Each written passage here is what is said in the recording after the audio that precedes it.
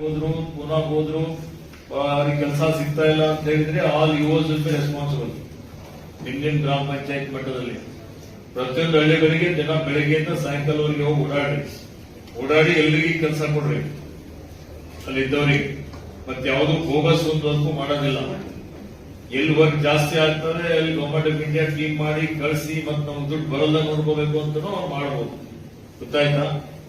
ಒಂದನ್ನು ಎಲ್ಲ ಟ್ರಾನ್ಸ್ಪರೆಂಟ್ ಆಗಿ ಆಗ್ಬೇಕು, ಕೆಲಸನೂ ಆಗಬೇಕು, ಲೇಬರ್ ಬರಬೇಕು ಇವರು.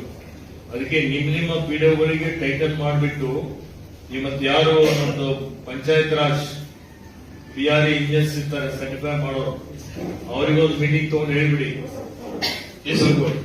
ಇದು ಪ್ರತಿಯೊಬ್ಬರಿಗೆ ಸೂಚನೆ ಕೊಡಿ. ಈ ನೋಡಿ ಇದರಲ್ಲಿ ಬೌಂಡ್ರಿ ವಾಲ್ ಮಾಡಬಹುದು, ಚೆಕ್ ಡ್ಯಾಮ್ ಮಾಡಬಹುದು, ನಿಮ್ಮಲ್ಲಿ ರೀಚಾರ್ಜ್ ಶಾಫ್ಟ್ ಮಾಡಬಹುದು, ಬೋರ್ವೆಲ್ ರೀಚಾರ್ಜ್ ಮಾಡಬಹುದು, ವರ್ಮಿ ಕಂಪೋಸ್ಟ್ ಮಾಡಬಹುದು, ಮೆಸೆಂಟ್ರಿ ಬಂಡ್ ಮಾಡಬಹುದು.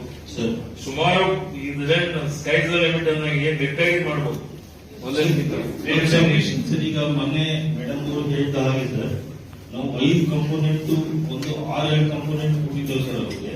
ಅದರಲ್ಲಿ ವಿಶೇಷವಾಗಿ ನಾವು ಎಕ್ಸ್ಪ್ರೆಸ್ ಮಾಡಿದ್ದು ಸರ್ ಅಂದ್ರೆ ಮತ್ತೆ ನೀರಾವರಿ ಏನಿದೆ ಅಲ್ಲ ಅಲ್ಲಿ ಡ್ರಿಪ್ ಇರಿಗೇಷನ್ ಮತ್ತೆ ನೀರಾವರಿದು FICs ಮಾಡಿಲ್ಲ. ಕಾರಂಜಾಲ್ ಮೇನ್ ಕೆಲ್ ನೀರು ಬರ್ತಾ ಇದೆ, ಅಲ್ಲೇನು ನಿಮ್ದು FIC ಮಾಡಬೇಕು. FICs ಇದೆಲ್ಲ ತಗೋಬಹುದು ಅನ್ಸ್ತಾರೆ. FICs ತಗೊಂಡ್ರೆ ಒಂದಂತೂ ನಾವು ಸರ್ಕಾರಕ್ಕೆ ಹೋಗಿ ಹೆಚ್ಚಿಗೆ ದುಡ್ಡು ಕೊಡ್ರಿ ಅಂತ ಕೇಳೋ ಅವಶ್ಯಕತೆ ಇಲ್ಲ. ಅವರ ಹೊಲಗಳಿಗೆ ಅವರೇ ನೀರು ತಗೊಂಡ್ಬಿಡ್ತಾರೆ. ಡಿಸ್ಟ್ರಿಬ್ಯೂಟೇಷನ್ ಅದನ್ನು ಇದು ಅವೇರ್ನೆಸ್ ಪ್ರೋಗ್ರಾಮ್ಸ್ ಮಾಡ್ಬೇಕೆಲ್ಲ ಕಡೆ. ಯಾರಪ್ಪ ಇನ್ಚಾರ್ಜ್ ಯಾರಿದ್ರು ನೆಕ್ಸ್ಟ್ ನಿಮ್ ಕೈ ಯಾರಿಗೆ ಸಿಂಗ್ ನೋಡಪ್ಪ, ಇವೆಲ್ಲ ಕರೆಕ್ಟ್ ಆಗಿ ಆಗ್ಬೇಕು.